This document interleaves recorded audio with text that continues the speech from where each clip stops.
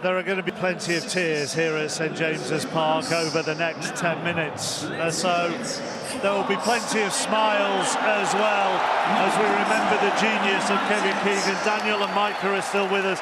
Les Ferdinand, who played for him here at Newcastle as well. Before we talk about the footballer or the manager, let's talk about the man. And I think that's the most important thing, the man, because he was a special man. And I know there's a load of players here to pay tribute to him.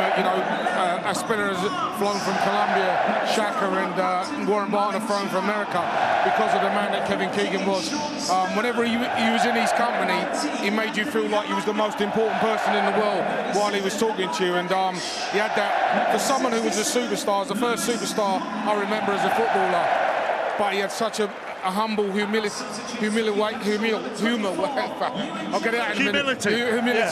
about him that just made him a tremendous person. It's interesting you say that about who was the first superstar footballer that you remember when you were growing up, because I feel similar about that. And yet, he was kind of a talismanic figure wherever he went, because after Liverpool, it was an interesting move to go to Hamburg, and then it was an interesting move to come back to Southampton, and then it was probably quite an interesting move to come here to Newcastle at the time. Yeah, as he said, all the things that he's done, he's still like the only British player to win 2 Ballon d'Ors.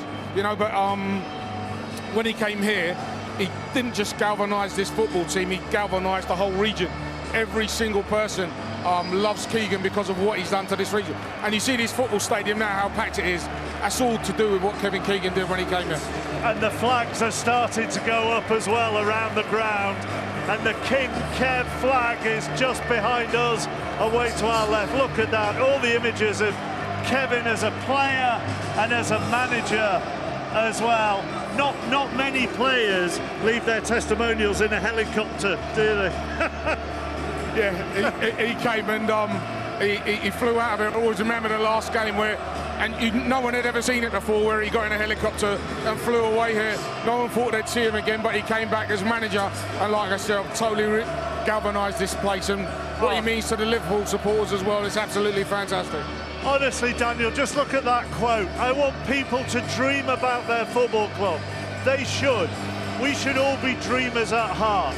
Some people are the opposite and say, we can't do that. But when you ask them why, they can't give a reason. Well, I say, why not? Joseph Kevin Keegan. I mean, it's such a powerful statement, and you see the respect, the love and the adulation this fan base has for Kevin Keegan. It's a remarkable human being. I remember I trained with the first team at Manchester City at 15, and Kevin Keegan called me up, and he's a large part of the reason why I actually joined Man City as a young player. And to be here today is a privilege for me, because you see, as I said, the love, the honour and everything that this fan base has for him, and the positivity that he transmitted onto everybody around him was a beautiful thing. And just want to say I'm grateful, for being part of his very, very, very, very, very small part of his story. He's just an inspirational man, isn't he? I mean, when you're talking about Kevin Keegan, I was the same as you. I was coming up from the academy at Man City, went into the first team. And I always remember what he told me. He said, you have the ability to be whatever you want to be, and installing a different kind of confidence to go out there, give 100%. And he was the most humble human being I've ever come across. And we say that a lot, but this man was truly special. Look at that, his iconic Newcastle kit from the 80s when he came with the red 7 on the black and white stripes. The Liverpool fans behind there doing their own tribute. Honestly, it takes your breath away, Les, doesn't it? It certainly does. Really, really emotional. Like I said, he's a special guy. And you can see this is like, I've never seen anything like this in terms of celebrating a manager. And you know what? That's exactly what he would have wanted. He wouldn't want anyone to mourn him. He'd want everyone to celebrate him. And this is a perfect send-off for him.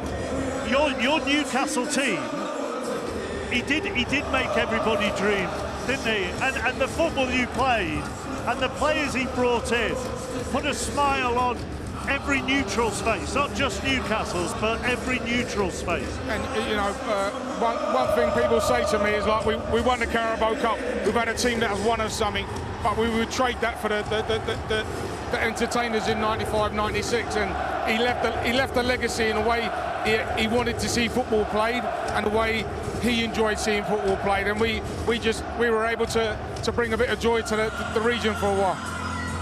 What do you remember as him as a player then? I remember, and he always used to say to me, I weren't the best player in the world, but I worked really hard and to make myself what I was. And I suppose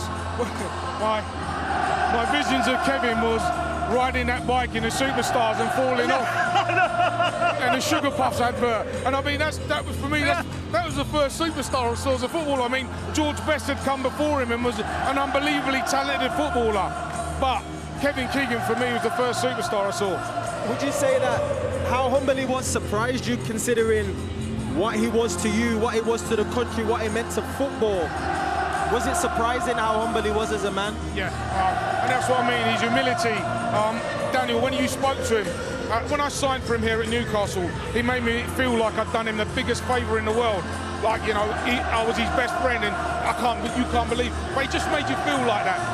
And that wasn't just me, that was every player that came and played for him at Newcastle. He had this special way about him, and it's pretty hard to describe. Les, thank you very much. There's Alan celebrating his former manager. We saw Sir Kenny as well, who also served both Liverpool and Newcastle. Les, thank you very much. Thank you. This is a very special pre-match atmosphere at St James's Park. The teams are in the tunnel and they're about to come out into an arena that, on behalf of the Newcastle public and on behalf of the Liverpool public, are saying, on behalf of the footballing public, to Kevin Keegan, thank you for the memories. Here are Gary Neville and Peter Drury. Goosebumps. Always one of the most emotive occasions in the English game, and today more so than ever. How these clubs have thrilled us down the years, and now Newcastle and Liverpool, ferocious rivals though of course they are, come together to share their limitless passion, their culture, their class, and to share their Kevin Keegan. No man better embodied what football means to its people, and these are Kevin Keegan's people. And today, as Super Kev is remembered, his successors will feel acutely what it is to tread in his footsteps.